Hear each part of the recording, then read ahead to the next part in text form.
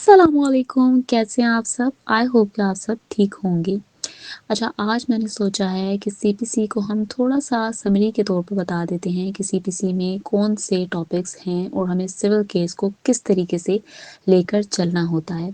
अच्छा, ये समरी बताने से होता क्या है, जिस तरीके से हम किसी नॉवल की ऑडियो बुक हम सुन लेते हैं यूट्यूब पर, तो हमें इंटरेस्ट डेवलप हो जाता है कि ओके, हमें पूरी बुक पढ़नी है, इसमें तो बहुत इंटरेस्टिंग टॉपिक्स हैं।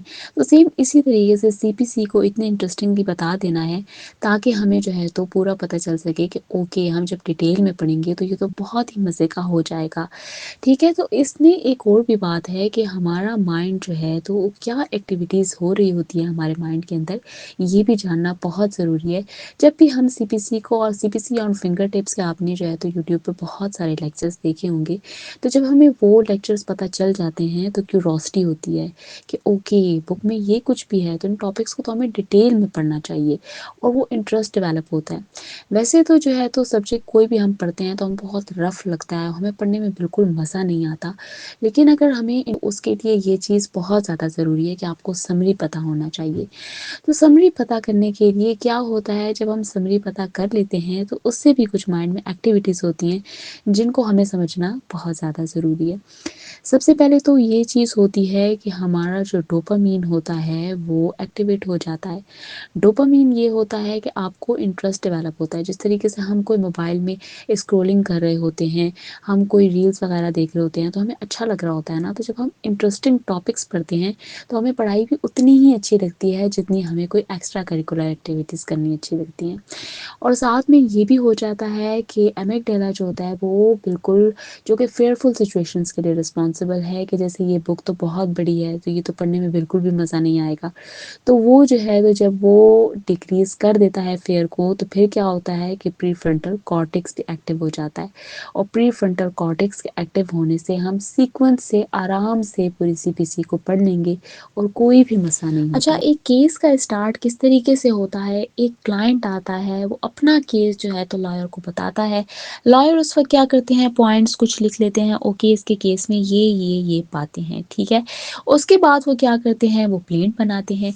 प्लेंट जब बनाते हैं तो प्लेंट का भी एक पूरा प्रोसीजर है, वो हम बहुत अच्छे तरीके से रेलेवेंट सेक्शन लॉ के हम साथ देखेंगे, लेकिन उसको नेक्स्ट वीडियो में देखेंगे। अभी हमने समरी का भी ओवरव्यू करना है। वो किस लिए करना है, ताकि हमारा माइंड जो है तो क्यूरियस हो जाए। जब माइंड क्यूरियस हो जाता है ना तो फिर क्या होता है, जब माइंड क्यूरियस हो जाता है तो हमारा माइंड का एक पार्ट होता है जो कि ट्रिगर हो जाता है, कि जो चीज़ें मिसिंग होती हैं ना वो उनको तलाश करना शुरू कर देता है। अब मिसाल के तौर पर मैं आपको बताती हूँ कि अभी मैंने समरी का ओवरव्यू बताया, ठीक है। जब आप समरी का ओवरव्यू सोचेंगे ना तो आप कहेंगे कि ओके, ये तो हमें फुल डिटेल भी हमें पता होनी चाहिए।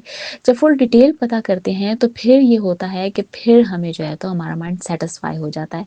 तो इसीलिए यहाँ पर ये बात है कि प्रीफ्रंटल कॉर्टेक्स एक्टिव होता है, और प्रीफ्रंटल कॉर्टेक्स जब एक्टिव होता है तो फिर डोपामीन रिलीज होता है, और डोपामीन के रिलीज होने से पढ़ाई भी उतनी ही इंटरेस्टिंग हो जाती है जितनी हमें एक्स्ट्रा करिकुलर एक्टिविटीज़ लगती हैं, जैसा कि मैंने अभी पहले बताया। तो यही सेम चीज़ हमने करनी है, ओवरव्यू हम पहले देखेंगे, ठीक है, ताकि क्यूरोसिटी आ जाए हमारे अंदर। अब यहाँ पर जब हमने इस चीज़ को समझा तो सबसे पहले मैं आपको ये बता रही थी कि प्लेंट हमने लिखनी है। प्लेंट जब हमने लिख ली तो कोर्ट में हमने सबमिट कर दी, ठीक हो गया। अब यहाँ पर हमने करना है समन। समन करेंगे, हम डिफेंडेंट को बुलाएंगे। डिफेंडेंट को जब हम कोर्ट में बुलाएंगे तो अब सर्विस के बाद दो बातें होती हैं। एक तो ये होता है कि वो आ जाता है, दूसरा ये होता है कि वो नहीं आता।